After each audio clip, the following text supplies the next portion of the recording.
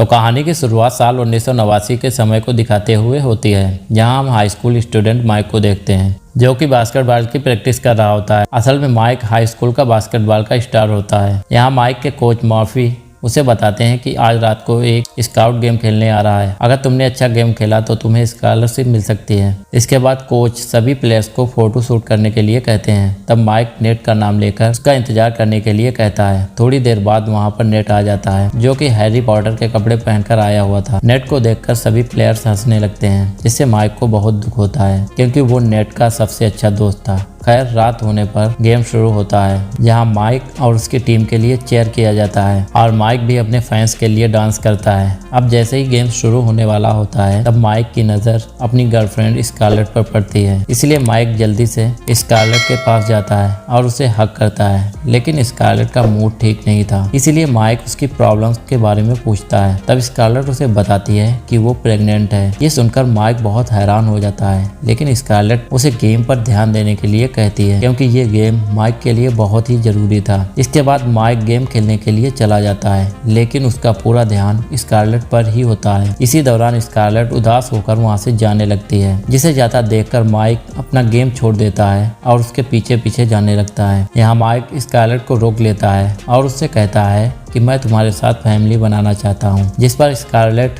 कहती है कि मेरी वजह से तुम्हारा फ्यूचर खराब हो जाएगा, इसीलिए तुम्हें सिर्फ गेम पर ध्यान देना चाहिए। तभी स्कारलेट उससे दूर जाने की कोशिश करती है, लेकिन माइक उसे रोक लेता है और उसके साथ नई शुरुआत करने के लिए कहता है। यहाँ से सीन शिफ्ट होता है। हमें 20 साल बाद का सीन दिखाया जाता है, जहाँ माइक की उम्र 37 साल हो चुकी थी और वो अपने दोस्त नेट के घर पर रहता था। नेट एक अरबपति आदमी था। वो दोनों एक साथ नाश्ता करते हैं और उनकी बातों से पता चल रहा था कि नेट की वाइफ स्कारलेट ने उसे घर से निकाल दिया है और उसके साथ डिवोर्स लेना चाहती है। इधर माइक अपने प्रमोशन को सोचकर काफी खुश होता है, क्योंकि उसे लग रहा था कि वो प्रमोशन होने के बाद अपने रिलेशनशिप को ठीक कर लेगा। खैर, माइक अपने ऑफिस जाता है, जहां माइक का बॉस डीन माइक की जगह एक लड़की का प्रमोशन कर देता है। इस बात पर माइक डीन से लड़ने लगता है और उससे कहता है कि मैंने पिछले 16 सालों से इस कंपनी के लिए काम कर रहा हूँ और तुमने कुछ ही महीने पहले आई लड़की को प्रमोशन दे दिया। माइक गुस्से में जॉब को छोड़ देता है और अपने बच्चों को लेने के लिए स्कूल चला जाता है। ये वही स्कूल था जिसमें माइक पढ़ा करता था। माइक सबसे पहले स्कूल के बास्केट कोर्ट में जाता है और वहाँ लगी अपनी फोटो को देखकर अपने पुराने दिनों को याद करने लगता है। तभी उसकी नजर स्कूल के बूढ़े जेनिटर पर जाती है। वह जेनिटर से कहता है कि मेरे बचपन बहुत अच्छा था,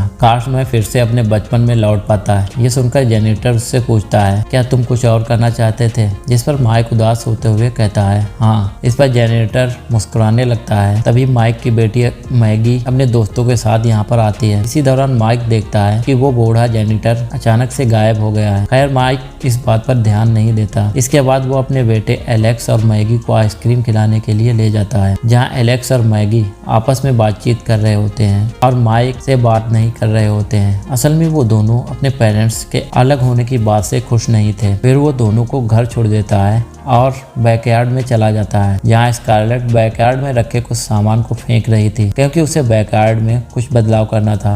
माइक को ये सब पसंद नहीं आता है। अभी तक तलाक भी नहीं हुआ था। स्कारलेट ने अभी से अपनी नई जिंदगी की शुरुआत कर दी थी, इसीलिए माइक को गुस्सा आता है और वो स्कारलेट से कहता है कि हम इतने साल एक साथ रहे, तो फिर अचानक से अलग कैसे हो सकते हैं? यह सुनकर स्कारलेट उससे कहती है कि अब हम एक दूसरे के साथ नहीं रह सकते। तभी स्कारलेट की फ्रेंड नोमी वहाँ पर आती है और स्कारलेट को वहाँ से ले जाती है। अब माइक उदास होकर वहाँ से चला जाता है, जिस दौरान बहुत तेज बारिश होने लगती है। जैसे ही माइक एक पुल पर पहुंचता है तो उसे पुल पर एक आदमी दिखाई देता है, जो कि नदी में कूदने की कोशिश कर रहा था। माइक उस आदमी को रोकने के लिए चिल्लाता है, जिससे वो आदमी पीछे मुड़कर देखता है। तब माइक को पता चलता है वो बूढ़ा आदमी और कोई नहीं बल्कि उसके स्कूल का जेनिटर है, जिससे वो आज मिला था। खैर, वो बूढ़ा आदमी माइक को देखकर मुस्कुराता है और अचानक से नदी में कूद जाता है। ये देखकर माइक जल्दी से पुल के किनारे जाकर नीचे पानी में देखने लगता है। इसी दौरान उसे एक झटका लगता है और वो नदी में बन रहे भंवर में जाकर गिर जाता है, पर किसी तरह से वो नदी से बाहर आ जाता है और सीधे नेट के घर पर पहुंचता है। यहाँ सबसे पहले वो शावर लेने के लिए जाता है। तब वो मिरर में खुद को देखकर चिल्लाने लगता है। असल में माइक उस नदी में गिरने के बाद 17 साल का हो गया था।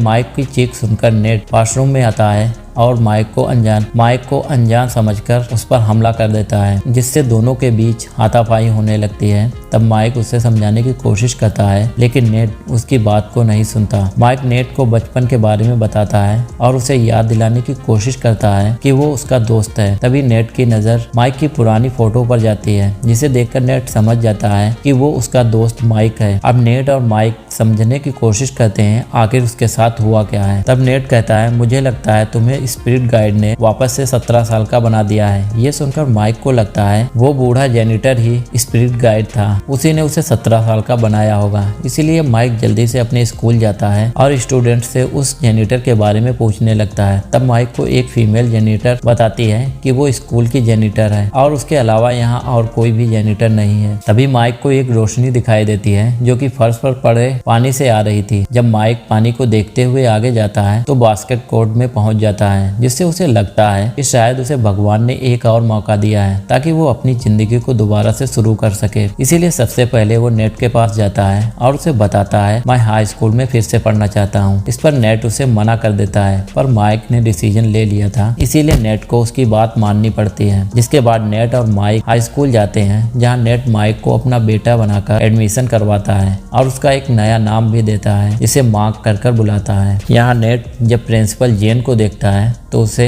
जेन से प्यार हो जाता है, इसीलिए वो उसके साथ, लेकिन माइक उसे खींचकर बाहर ले जाता है। माइक बहुत ही अजीब कपड़े पहने हुआ था, इसीलिए स्टूडेंट उसके कपड़ों को देखकर हंसने लगते हैं। इसीलिए नेट उसे शॉपिंग कराने के लिए ले जाता है। अगले दिन माइक अच्छे कपड़े पहनकर स्पोर्ट्स कार से स्कूल आता है, जिससे उसे सभी देखने लगते हैं। इसके बाद माइक अपनी क्लास में जाता है, जहाँ उसके पास स्कारलेट का फोन आता है। असल में आज उनके डिवोर्स की सुनवाई थी, पर माइक इस हालात में कोर्ट में नहीं जा सकता था, इसीलिए वो स्कारलेट से झूठ बोलता है कि वो देश से बाहर आया हुआ है। इसी बीच एक चेयर लीडर लड़की माइक को डेट करने के लिए पूछती है। ये सुनकर स्कारलेट को बहुत गुस्सा आता है और वो इसीलिए अपने वकील से दोनों बच्चों की फुल कस्टडी लेने के लिए कहती है। तभी क्लास में मैगी आती है, जिसे देखकर माइक स्कारलेट से कहता है मैं अपने बच्चों की बहुत करीब हूँ और तुम मुझे उनसे दूर नहीं कर सकती। क्लास खत्म होने के बाद माइक बास्केटबॉल की प्रैक्टिस करता है। तभी कोच मॉर्फी की नजर माइक पर जाती है और वो माइक को बास्केटबॉल टीम में खेलने के लिए कहता है। इसी के बाद माइक वॉशरूम में जाता है और नेट को कॉल करके उसे खुशखबरी सुनाता है। इसी दौरान माइक देखता है कि एलेक्स को किसी ने टेप से बांधकर वॉशरूम में बंद कर दिया है। वो एलेक्स से उसकी इस हालत करने वाले का नाम पूछता है, जिस पर एलेक्स फुटबॉल टीम का नाम लेता है। यहाँ माइक एलेक्स को बताता है मैं तुम्हारे चाचा नेट का बेटा मांग हूँ। माइक जल्दी से एलेक्स को खोलता है और उसे अपने साथ लंच के लिए ले जाता है, जहाँ पर माइक को पता लगता है एलेक्स को चीयर लीडर की हेड निकोल से प्यार है।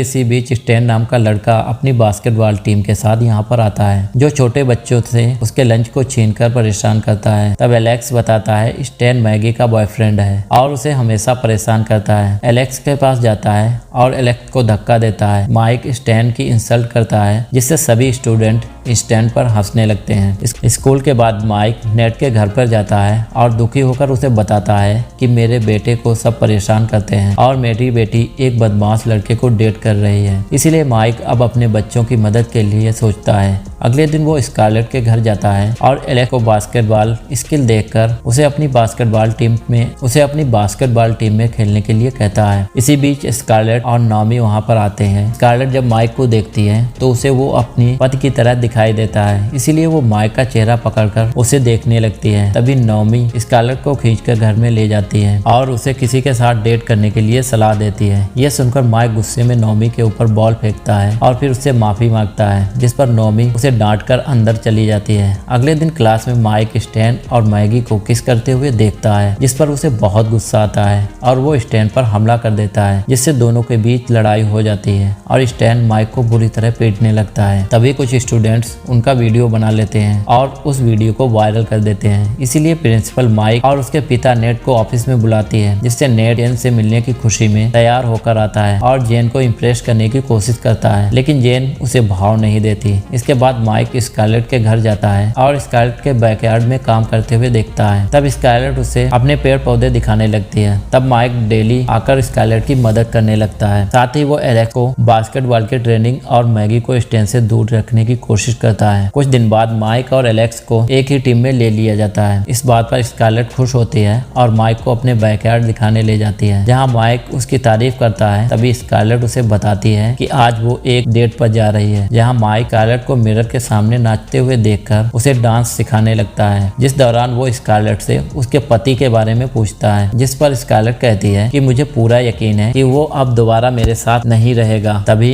एलेक्स वहाँ आता है और बताता है घर पर डीन आया हुआ है। असल में स्कारलेट माइक के एक्स बॉस के साथ डेट कर रही थी। इस बात पर माइक काफी ज्यादा नाराज हो जाता है और स्कारलेट से बात करने की कोशिश करता है, लेकिन स्कारलेट वहाँ से चली जाती है। जिसके बाद स्टैन वहाँ आता है और मैगी को अपने साथ एक पार्टी में ले जाता है। तब माइक भी एलेक्स को लेकर उस पार्टी में चला जाता है। यहाँ पार्टी में एलेक्स निकोल को देखकर भागने लगता है, जिस पर माइक उसे समझाता है कि उसे निकोल से भागना नहीं चाहिए बल्कि उससे बात करनी चाहिए। इसके बाद माइक मैगी को ढूंढने लगता है, जिस दौरान उसे मैगी की दोस्त रोकती है और उसके साथ फ्लर्ट करने लगती है, पर वो उससे किसी तरह समझाकर वहाँ से निकल जाता है और मैगी को ढूंढकर उससे पूछता है कि तुम्हें स्टैन में क्या अच्छा लगता है, जिस पर मैगी उसे बताती है कि मैं स्टैन को पसंद करती हूँ और हाई स्कूल के बाद उसके साथ ही रहने वाली हूँ। यह सुनकर माइक को गुस्सा आता है और वो उसे स्टैन से दूर रहने के लिए कहता है, पर मैगी गुस्से में वहाँ से चली जाती है। अगले दिन स्कूल में बास्केटबॉल मैच होता है, जिसे देखने के लिए स्कारलेट और डीन भी आए होते हैं, पर माइक की टीम एक नंबर से पीछे होती है। तभी माइक स्टैन को मैगी के साथ देखकर गुस्सा होता है, इसीलिए वो स्टैन को बॉल पास करने की जगह एलेक्स को बॉल पास करता है, जिससे एलेक्स स्कोर करके टीम को जिता देता है। जब निकोल एलेक्स को बधाई देती है और एलेक्स बहुत खुश होता है। इधर नेट भी प्रिंसिपल जेन को डिनर के लिए मना लेता है। यहाँ माइक निकोल एलेक्स को एक साथ करने के लिए अपने घर पर एक पार्टी रखता है और सबको इनवाइट करता है। जिसके बाद वो मैगी को रोते हुए देखता है, इसीलिए उसके पास जाकर उसे रोने की वजह पूछता है, जिस पर मैगी उसे बताती है कि मैंने स्टैन को इंटीमेट होने से मना कर दिया, इसीलिए उसने मुझसे ब्रेकअप कर लिया। इस बात पर माइक उसे समझाने की कोशिश करने लगता है, लेकिन तभी मैगी उसे किस करने की कोशिश करती है। तब माइक उससे दूर हट जाता है, उसे पार्टी में इनवाइट करके चला जाता है। रात में पार्टी के दौरान माइक एलेक्स और निकोल एक साथ देखकर बहुत खुश होता है। दूसरी तरफ नेट जेन को डिनर डेट पर ले जाता है। इधर पार्टी में स्टैन मैगी से माफी मांगने की कोशिश करता है, लेकिन मैगी उसे साफ मना कर देती है। तभी माइक वहां आता है और स्टैन को वहां से चले जाने के लिए कहता है। तब स्टैन मैगी की इंसल्ट करता है और उससे माइक गुस्से में स्टैन पर हमला करता है, लेकिन स्टैन माइक के फेस पर मारकर उसे बेहोश कर देता है। तब माइक की आंख खुलती है,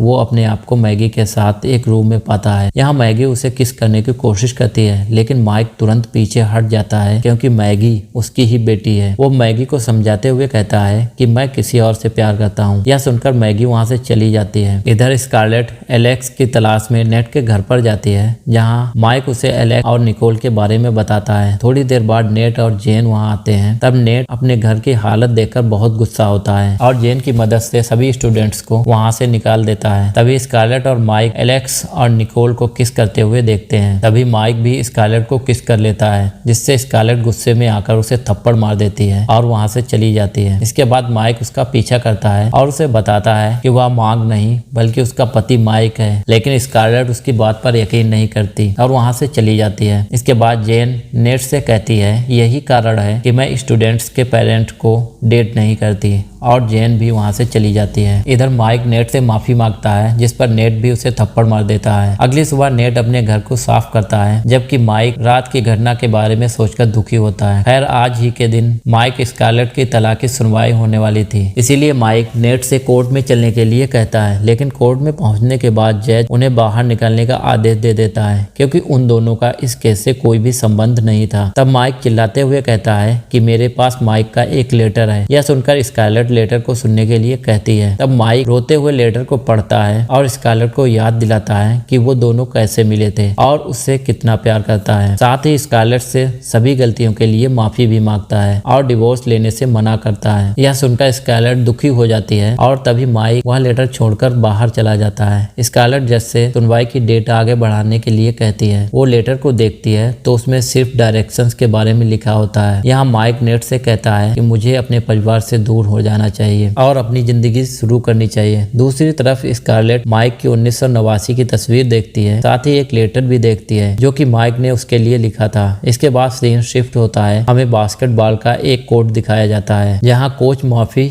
माइक से कहते हैं कि आज के मैच में एक स्काउट आने वाला है और इसके लिए यह मैच बहुत ही इंपॉर्टेंट है। इसके बाद टीम के एक फोटो ली जाती है। यह ऐसा ही सीन था जैसा कहानी की शुरुआत में दिखाया गया था। मैच शुरू होने के दौरान स्कारलेट और मैगी भी वहां पर आते हैं। जब मैच शुरू होता है तो माइक स्कारलेट को वही वाला पोज दिखाता है जैसा उसने 1989 में दिखाया था, जिसे देखकर स्कारलेट समझ जाती है वह उसका पति माइक है। स्कारलेट को लगता है उसे यहाँ नहीं होना चाहिए था, इसीलिए वो वहां से बाहर जाने लगती है। तब माइक एलेक्स को बॉल दे उसके पीछे चला जाता है। इसी दौरान हम उस बूढ़े जेनिटर को देखते हैं जो माइक को देखकर मुस्कुराता है और उधर माइक जैसे ही स्कारलेट के पीछे पीछे दौड़ता है तो वह फिर से 37 साल का हो जाता है और स्कारलेट को गले लगा लेता है और वह हमेशा उसके साथ रहेगा। यहाँ स्कारलेट उसे माफ कर देती है। दूसरी तरफ एलेक्स के कारण हाई स्कूल का मैच जीत जाता है। कहानी के अंत में माइक नेट का शुक्रिया अदा करने के लिए उसके रूम में जाता है तो वह वहाँ देखता है नेट और जैन दोनों रिलेशन में आ चुके हैं। इसके बाद माइक को हाई स्कूल के बास्केटबॉल की कोच की जॉब मिल जाती है और वह दोबारा से अपनी फैमिली के साथ खुशी से रहने लगता है। इसी के साथ यह मूवी यहीं पे समाप्त हो जाती है।